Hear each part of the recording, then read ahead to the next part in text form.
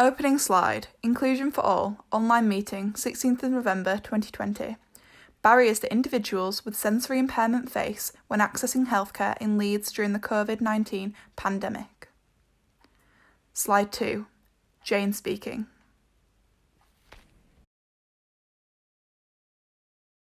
There's a lot around barriers around visual impairment at the moment, especially with the COVID. For me, I used to have text messages instead of, now I'm just getting an influx of hospital letters. I've got a broken leg at home and I'm actually got no support as well because my other family are in support bubbles and I live quite rural.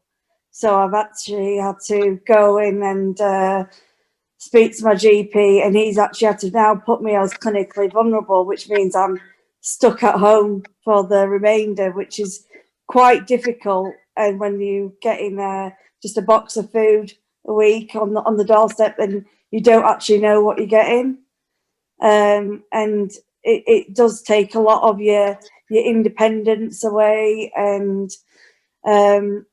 my GP at the moment specifically, the classing phone calls as they put them down as an appointment.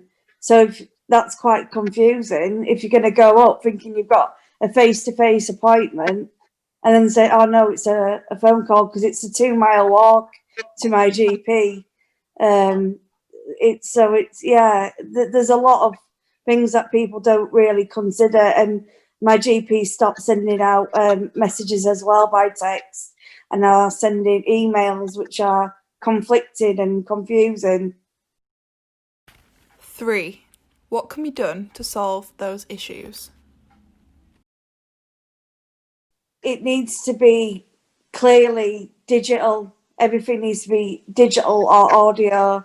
So when I receive an appointment, they need to either ring me so I can hear through my hearing aids, or that I need to get a text message so I can create an event on my phone and save it, because then it organises myself. I mean, at the moment, because now I'm registered clinically vulnerable, and it's very difficult for me to access the hospital, even to go back and get my pot seen to, because I'm supposed to have surgery on my leg and I have no support whatsoever.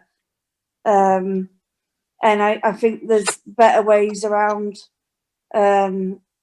just appointments in general. And if you attend an appointment now, you can't be guided in an appointment situation because you've got to keep a distance. So that means that it's down to me to find a seat and manage getting round an actual clinic, which is pretty much a nightmare.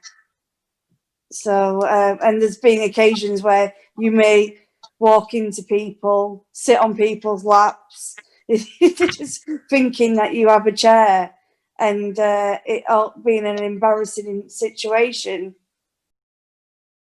Very difficult in the Leeds 26 area because getting social support is very much redundant in my area, and there are a lot of services.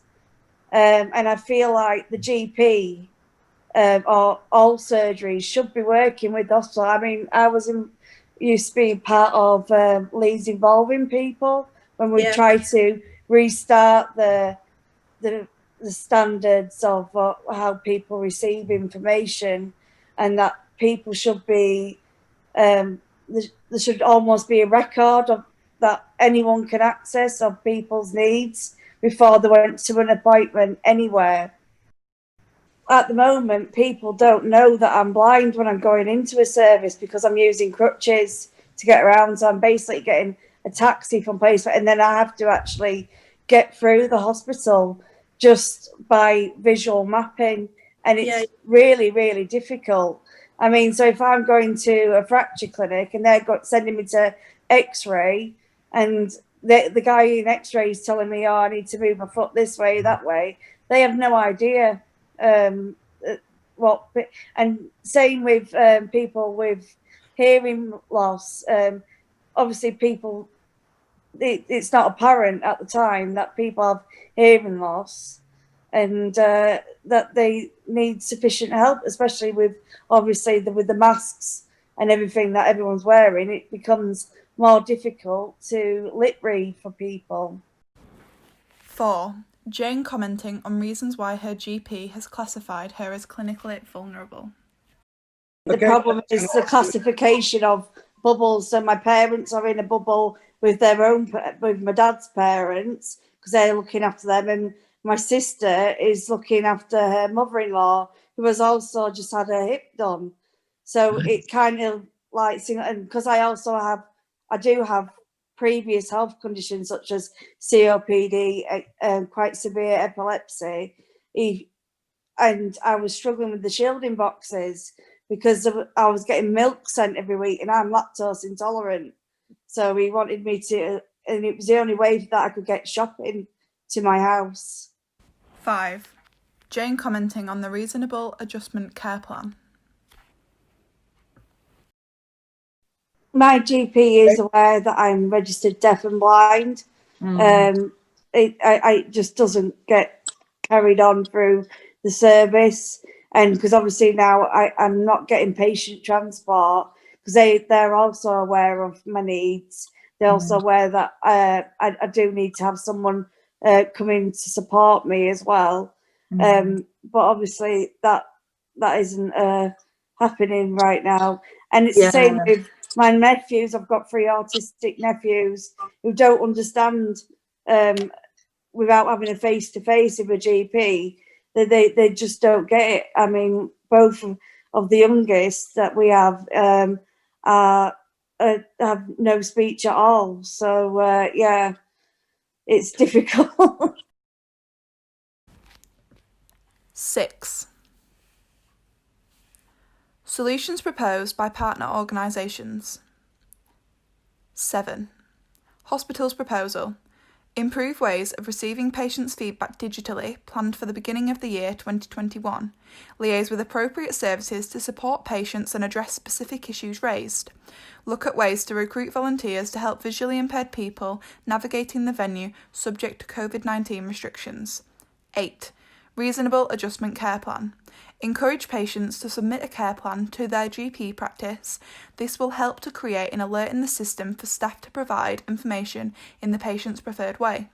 Obtain support from Leeds Care Records to join up all computer systems in services, including those of hospitals and GPs, so alerts can be seen by all organisations. 9. The Inclusion for All Hub, led by Healthwatch Leeds, will continue working to make services inclusive for all.